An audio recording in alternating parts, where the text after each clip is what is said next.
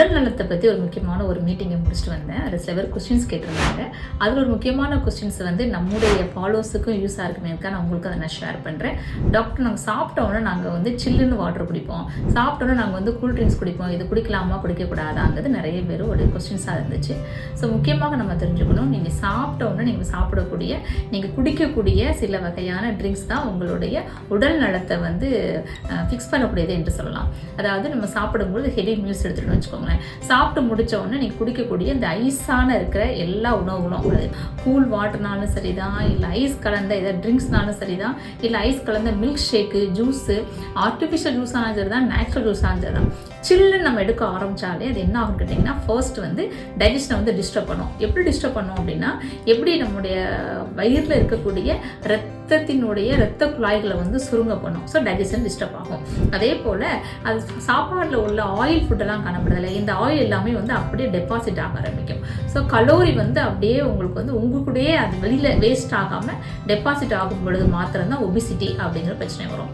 இப்போ நீங்கள் நிறைய பெண்கள் இருப்பீங்க, நீங்கள் சமைக்கிறவங்க உங்களுடைய உணவை வந்து நீங்கள் ஒரு சூப்போ இல்லைனா ஏதோ ஒன்று ஆயில் கலந்த ஒரு ஃபுட்டை உங்கள் வீட்டு ஃப்ரிட்ஜில் வச்சுட்டு நீங்கள் மறுநாள் எடுத்து பாருங்கள். அந்த ஆயில் எல்லாமே என்ன கேட்டிங்கன்னா டெபாசிட் ஆகும் இருக்கும் இல்லையா, நீங்கள் கவனிச்சிருப்பீங்க இல்லையா.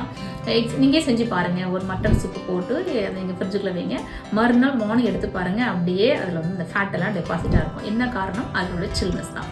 இதே சேம் மெக்கானிசம் தான் உடம்புக்கு நடக்க ஆரம்பிக்கும். ஸோ தயவு செய்து சாப்பிட்ட உடனே, இப்போ ரொம்ப ட்ரெண்டி ஆகிட்டு இருக்கு, சாப்பிட்ட உடனே ஏதோ ஒரு ஜூஸை வந்து சில்லுனாக பிடிக்கிறது. ஸோ தயவு செய்து குளிர்ச்சியான உணவுகள் அனைத்துமே நீங்கள் பிஃபோர் ஃபுட்டோ ஆஃப்டர் ஃபுட்டோ எல்லாமே ரத்த குழாய்களை சுருங்க பண்ணும். ரத்த குழாய்களை சுருங்க பண்ணும்போது மாத்திரம்தான் நிறைய நோய்களையும் பார்த்துட்ருக்கோம். ஸோ தயவு செய்து எது சாப்பிட்டாலும் ஹாட்டாக சாப்பிடுங்க.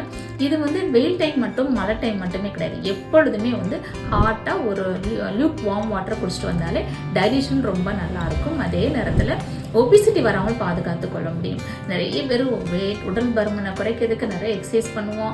சில பேர்லாம் பார்த்தீங்கன்னு கேட்டிங்கன்னா நிறைய ஃபுட் டயட்டில் இருப்பாங்க, சர்க்கரை அளவு குறைச்சிருப்பாங்க, வாக்கிங் பண்ணுவாங்க, ஆனால் சில்லுன்னு குடிக்க அதிகமாக குடிச்சிட்டு இருப்பாங்க. ஸோ சில்லுன்னு குடிக்கும்போது மாத்திரம்தான் உடல் பருமன் குறையவே குறையாது. ஸோ நம்மளுடைய ஃபாலோவர்ஸ் எல்லாருமே சாப்பிட்ட உடனே வெந்நீர் குடிங்க, அதான் ரொம்ப நல்லது.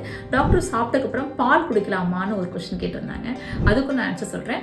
பால் நீங்கள் குடிக்கும்போது எல்லாமே அது வந்து டைஜஷன் ஆகிறது ரொம்ப கஷ்டம் இல்லையா. ஏற்கனவே நம்ம நல்லா ஹெவியாக மீல் எடுத்திருக்கோம். ஸோ சாப்பிட்ட உடனே எனக்கு பால் குடிக்கிறது, சாப்பிட்ட உடனே காஃபி குடிக்கிறது, சாப்பிட்ட டீ குடிக்கிறது, இது எல்லாமே மில்க் சம்மந்தப்பட்ட உணவுகளும் தயவுசெய்து தவிர்த்துக்கோங்க. பிளெயின் ஹாட் வாட்டர் அதுவே வந்து உங்களுடைய ஆரோக்கியத்துக்கும் நல்லது. அதே போல் டைஜஷனும் சிறப்பாக நடக்கும். முக்கியமாக பார்த்தீங்கன்னா உடல் பருமன் குறைய ஆரம்பிக்கும். ஸோ எப்பொழுதுமே ஆரோக்கியமாக இருக்க வேண்டும் என்றால் மீல்ஸ் எடுத்துக்கோங்க, ஹாட் வாட்டர் எடுத்துக்கோங்க.